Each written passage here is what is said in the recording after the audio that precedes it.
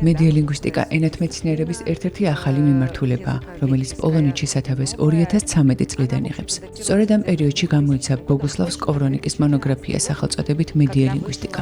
უნდა ითქვას, რომ მედიალინგვისტიკა დღეს ძალიან პოპულარული და მნიშვნელოვანი საგანია. ის წარმატებით ინტეგრირდა უნივერსიტეტების სასწავლო პროგრამებში. დოქტორანტებისთვის შესაბამისი სახელმძღვანელოებიც გამოიცა. მედიალინგვისტიკა ორი დიდი დისციპლინის შერწყმაა. ეს არის ენათმეცნიერების მიმართულება, რომელიც მედია კომუნიკაციას შეისწავლის. როგორც ცნობილია, მედია მეოთხე ხელისუფლებაა, რომლის გავლენა საკმაოდ მასშტაბურია. სწორედ ამიტომ მედიალინგვისტიკა დღეს კომპლექსური გამოწვევების წინაშე დგას.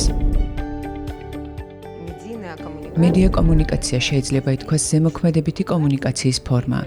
ეს ისეთივე დისკურსია, როგორც მაგალითად რელიგიური, იურიდიული ან თუნდაც დიდაქტიკური, მაგრამ მედიას თავისი სპეციფიკა აქვს, რაც მისი გავლენის მასშტაბური დიაპაზონითაა განპირობებული. დღეს ციფრულ მედიაში კონტენტი უკონტროლოდ ყოველგვარი ფილტრის გარეშე ვრცელდება. როგორც პოლონელი სოციოლოგი მაგდალენა შმუნერი ამბობს, ჩვენ ინფორმაციის არამხოლოდ მიმღები, არამედ გამცემიც ვართ. შესაბამისად, ჩვენ მიერ წარმოთქმული თითოეული სიტყვა დიდი პასუხისმგებლობაა. კომუნიკაციის კვლევაში ხელოვნურ ინტელექტთან დაკავშირებული თემები და ინფორმაციის ვერიფიკაცია აქტუალური თემებია. უფრო კონკრეტულად ჩვენი კვლევითი არეალი მოიცავს შემდეგ საკითხებს: ხარისხიანი ჟურნალისტიკა, ფაქტების გადამოწმება და ყალბი ამბების გამოვლენა. ისეთ გარემოში, სადაც არსებობს სრულიად მცდარი ან ნახევრად ჭეშმარიტი ინფორმაცია, მნიშვნელოვანია თავდაცვითი მექანიზმები გამოვიმუშაოთ. ეს საკმაოდ რთულია, რადგან მოცემულ ეტაპზე არ გვაქვს გარკვეული ალგორითმი, რომელიც გვაჩვენებს, არის თუ არა აუდიოვიზუალური მასალა ხელოვნური ინტელექტით შექმნილი. ამ პირობებში აუცილებელია ფაქტებისა და მონაცემების მუდმივად გადამოწმება. и так далее.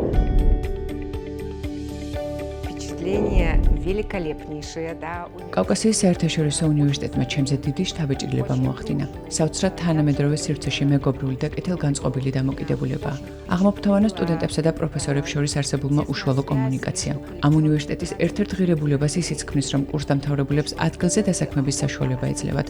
აღნიშნული პრაქტიკა ვფიქრობ სხვა უნივერსიტეტებისთვისაც კარგი მაგალითია. მოცემული ვიზიტის მთავარი მიზანი იყო მონაწილეობა მიგვიღო საერთაშორისო სემინარში სახელწოდებით ენა, მედია და საზოგადოება ციფრულ ეპოქაში. ჩვენი კოლაბორაციის მთავარი შედეგი იქნება მონოგრაფია, რომელიც წლის ბოლოს ავტორიტეტულ გამოცემა ბრილში დაიბეჭდება.